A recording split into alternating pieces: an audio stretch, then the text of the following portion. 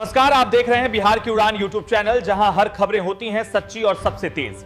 बिहार से इस वक्त की सबसे बड़ी खबर सामने आ रही है। सरकार ने ऐसा फैसला लिया है जिसका सीधा असर आम लोगों और महिलाओं पर पड़ने वाला है। तो चलिए खबरों को विस्तार से समझते हैं, वीडियो के आखिर तक बने रहिए। सोशल मीडिया में ट्रेन हादसे का एक खौफनाक वीडियो तेजी से वायरल हो रहा है। यह वीडियो बिहार के बार रेलवे स्टेशन का बताया जा रहा है, जिसमें एक शख्स तंबाकू थूकने के लिए पटरी के करीब चला जाता है। तभी वह पटना के हावड़ा वंदे भारत एक्सप्रेस की चपेट में आ जाता है। सिर में गंभीर चोटें लगने से उसकी मौत हो गई। कई लोग सवाल उठा रहे हैं कि हादसे का शिकार हुए शख्स को आती हुई ट्रेन की आवाज कैसे सुनाई नहीं दी।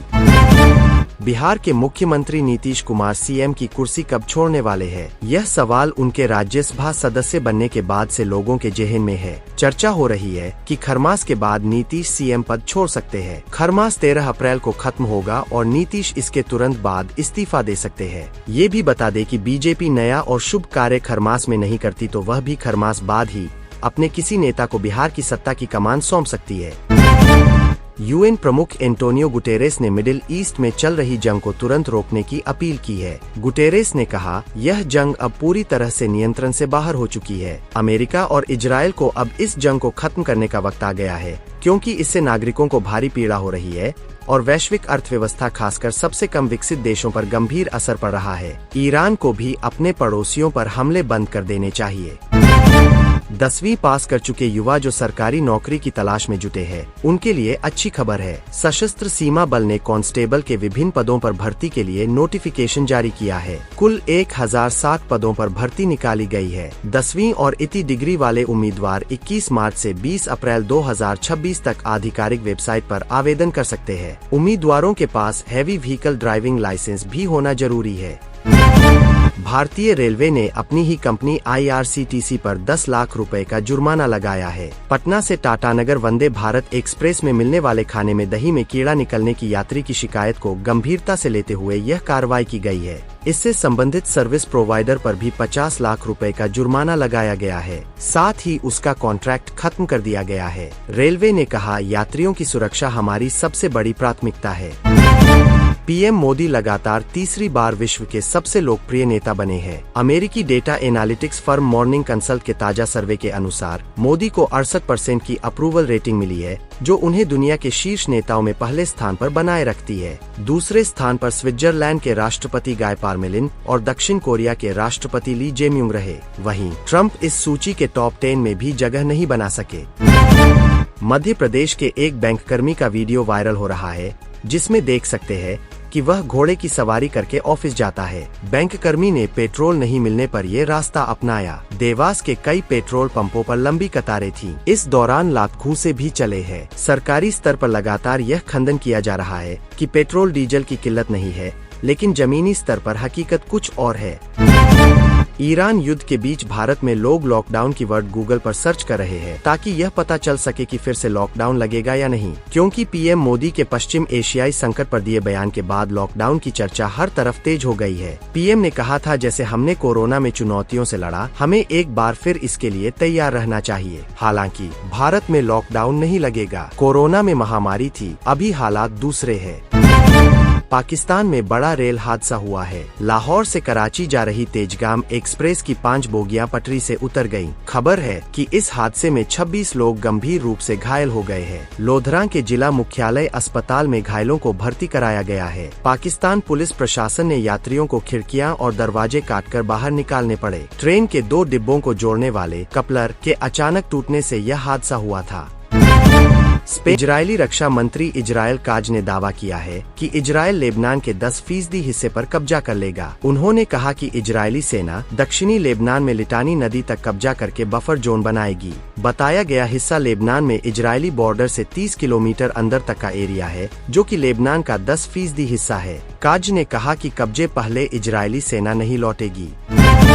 ईरान युद्ध का असर भारत की सड़कों पर दिखने लगा है। एलपीजी गैस की कमी के बाद पेट्रोल की कमी की खबरों और सोशल मीडिया पर अफवाहों ने लोगों में घबराहट पैदा कर दी है। नतीजा ये रहा, देश के कई शहरों नागपुर, इंदौर, जयपुर, दिल्ली, खासतौर पर हैदराबाद में 500 मीटर तक लंबी लाइनें देखी गयी। नो स्टॉक के बोर्ड लग गए। जहाँ पेट्रोल था वहाँ ऑटो, बाइक और कार की भीड़ उमड़ पड़ी। लोग बोतलें, कैन और ड्रम लेकर भी पहुँचे।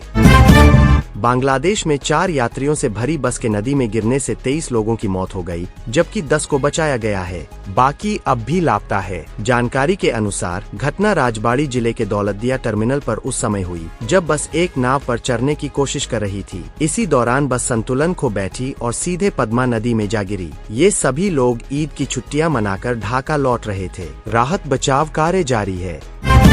नाइजीरिया के उत्तर पश्चिमी राज्य केबी में आतंकवादियों ने सुरक्षा बलों पर घात लगाकर हमला कर दिया। इस हमले में 9 सैनिकों, 1 पुलिस अधिकारी और 1 नागरिक की मौत हुई है। आतंकियों ने कई वाहनों में आग भी लगा दी। प्रशासन ने कहा है कि हमलावरों को जल्द से जल्द पकड़ने के लिए छापेमारी की जा रही है। फिलहाल पूरे इलाके में डर का माहौल है। सुरक्षा बढ़ा दी गई है। आंध्र प्रदेश के मरकापुरम जिले में रायवरम के पास एक बस और लॉरी के बीच भीषण टक्कर हो गई। हादसे के बाद बस और लॉरी दोनों में आग लग गई, जिसमें 13 यात्रियों की जलकर मौत हो गई, जबकि कई यात्री गंभीर रूप से झुलसे हैं। सूचना पर पहुंची पुलिस ने घायलों को अस्पताल पहुंचाया। जांच जारी है। आंध्र प्रदेश के सीएम चंद्रबाबू नायडू ने इस दुर्घटना पर शोक जताया है। देश में पेट्रोल, डीजल और गैस सिलेंडरों की कमी की आशंकाओं के बीच अच्छी खबर सामने आई है। ईरान ने घोषणा की है कि तेल परिवहन और गैस आपूर्ति का सबसे महत्वपूर्ण मार्ग होर्मुज जलमर्ग मध्य भारत, चीन, रशिया, इराक, पाकिस्तान सहित हमारे मित्र देशों के लिए खोल दिया गया है। इसलिए अब भारतीय जहाज यहां से आसानी से प्रवेश कर सकेंगे। इससे तेल और एलपीजी गैस सिलेंडरों की सुचारू आपूर्ति सुनिश्चित होगी। ईरान ने दावा किया है कि उसने अमेरिकी लड़ाकू विमान को मार गिराया है, लेकिन अब अमेरिका ने ईरान के इस दावे को झूठ बताया है। अमेरिकी सेंट्रल कमांड ने एक्स पर लिखा, ईरान के इस्लामिक रिवॉल्यूशनरी गार्ड कोर का यह दावा गलत है। सच्चाई यह है कि ईरान ने किसी भी अमेरिकी फाइटर जेट को नहीं गिराया है। ईरान की तरफ से किए जा रहे ऐसे दावे प्रोपेगेंडा का हिस्सा हो सकते हैं। मिडिल ईस्ट में जारी युद्ध का असर अब दक्षिण एशिया के देशों पर भी दिखने लगा है। अंतर्राष्ट्रीय बाजार में कच्चे तेल की कीमतों में बढ़ोतरी के कारण नेपाल में पेट्रोल, डीजल और मिट्टी तेल के दाम एक बार फिर बढ़ा दिए गए हैं। नेपाल ऑयल निगम ने पेट्रोल डीजल की कीमत में प्रति लीटर 15 नेपाली रुपए की बढ़ोतरी की है। पेट्रोल 184 रुपए प्रति लीटर और डीजल 167 रुपए प्रति लीटर पर मिल रहे हैं। शिवसेना नेता संजय राउत ने सर्वदलीय बैठक पर कहा, हम सरकार के समर्थन में रहेंगे, लेकिन क्या सरकार विपक्ष जो बात बोल रहा है उससे सहमत होगी? विश्व में इतना बड़ा संकट चल रहा है और सर्वदलीय बैठक में प्रधानमंत्री मोदी नहीं आए और संसदीय कार्य मंत्री जवाब देते हैं, तो यह कौन सी नई रीत है? आम आदमी के रोजमर्रा के इलाज में इस्तेमाल होने वाली 1000 जरूरी दवाओं के दाम 1 अप्रैल से बढ़ जाएंगे। बुखार, सिर दर्द, एंटीबायोटिक, एनीमिया, विटामिन, मिनरल्स की दवाएं और स्टेरॉयड्स भी महंगी होंगी। कच्चे माल, पैकेजिंग और एपीआई की कीमतों में भारी उछाल के कारण कुछ दवाओं में ज्यादा बढ़ोतरी हो सकती है। यह बढ़ोतरी हर साल नियमित रूप से की जाती है ताकि दवा कंपनियां बढ़ती लागत को कुछ हद तक संभाल सके। पीएम मोदी ने आंध्र प्रदेश के मरकापुरम में हुए सड़क हादसे पर दुख जताया है। प्रधानमंत्री ने मृतक के परिजनों को प्रधानमंत्री राष्ट्रीय राहत कोष से 2 लाख रुपए और घायलों को 50,000 रुपए अनुग्रह राशि देने का ऐलान किया है। बता दें कि मरकापुरम में बस और लॉरी के टक्कर के बाद बस में आग लग गई थी, जिसमें अब तक 13 लोगों की मौत हो चुकी है। मुंबई में साइबर ठगों ने एक 78 वर्षीय महिला के बैंक अकाउंट से 25 लाख उड़ा दिए। ठग ने बिजली विभाग का अधिकारी बनकर बुजुर्ग से व्हाट्सएप के जरिए संपर्क किया और उनसे बिजली कनेक्शन पर नाम अपडेट कराने के लिए केवाईसी और 13 रुपए पेमेंट करने को कहा। इसके लिए एक फाइल भेजी। एपीके फाइल डाउनलोड करते ही ठगों को महिला के फोन का एक्सेस मिल गया। इसके बाद बैंक अकाउंट से 25 लाख उड़ा दिए। महिला ने ठगी की शिकायत पुलिस से की है। पेट्रोल पंपों पर लंबी लंबी कतारों के बीच भीड़ और पैनिक बाइंग को मैनेज करने के लिए प्रशासन हरकत में आ गया है। इसकी शुरुआत हुई है महाराष्ट्र के जालना से, जहां सभी 126 पेट्रोल पंपों को पेट्रोल बिक्री के नए आदेश दिए गए हैं। जालना प्रशासन ने जीवनावश्यक वस्तु अधिनियम 1955 के तहत ये आदेश जारी किया है कि दोपहिया वाहन मालिकों को 200 रुपए और चौपहिया वालों को 2000 रुपए से ज्यादा का पेट्रोल न दिया जाए।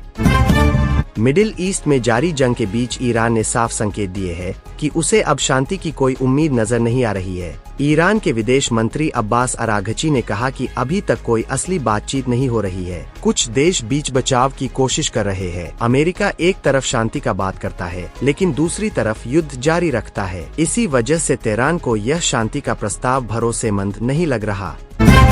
फिल्म मेकर भूषण कुमार और विवेक रंजन अग्निहोत्री ने अपनी नई फिल्म ऑपरेशन सिंदूर का ऐलान किया है। उन्होंने बताया कि यह फिल्म पहलगाम आतंकी हमले के बाद पाकिस्तान और पाकिस्तान अधिकृत कश्मीर में आतंकी ठिकानों पर भारत के लक्षित सैन्य हमलों के कोडनेम से इंस्पायर है। फिल्म की कास्ट, रिलीज डेट के बारे में कोई जानकारी सामने नहीं आई है।